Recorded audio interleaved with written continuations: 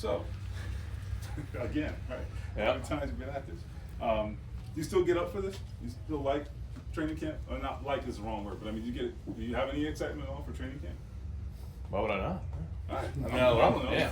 I mean, have it's feelings this morning myself, man. Listen. It's hard to once you have kids, it's hard to leave them. You know, my favorite thing in the morning is like get them up out of bed.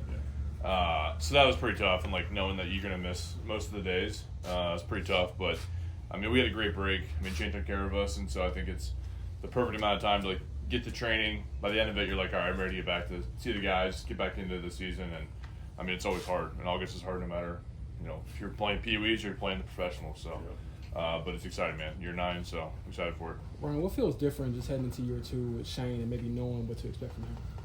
I mean, yeah, I think heading into it, the same quarterback I started with last year. It's a first for me.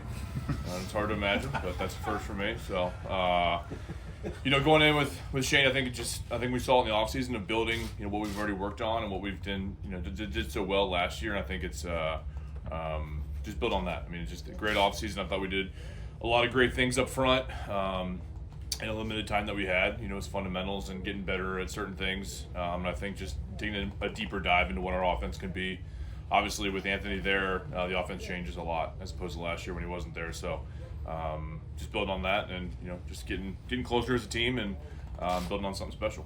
You know what you have at quarterback, but you haven't seen him out here in a setting like this in a while because of the injury. So just what's sort of the excitement, the intrigue to get him back in those settings? Yeah, I mean, I think he's obviously shown what he can do on tape. I think last year was a big year for him, in that he faced adversity early in his career, started week 1, but also probably sat in a room and learned a lot from listening to conversations with Shane and Jim Bob and Gardner's too. I think that obviously if you asked him and we asked us, we'd like to see him play the entire year, but I think you can also take a lot from learning in those moments as well. So. Physically he looks amazing. I think he's taken a lot of growth also off the field as well. Just watching film and doing cut-ups and stuff like that. And so, just excited to see him come out here and compete. And I know what kind of character and what kind of leadership he's, gotten from year 1 to year 2. And so it'll be exciting to see. Have you had any discussions about an extension? And would you, obviously I know you want to stay here, but have you had any talks about that? Yeah, from what from our standpoint, is the Colts have basically made it pretty clear that they don't want to do an early extension. So, that's what it is. One other quarterback question.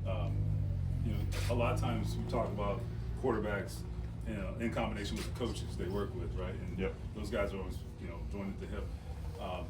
Shane is different, clearly. Anthony is his own animal.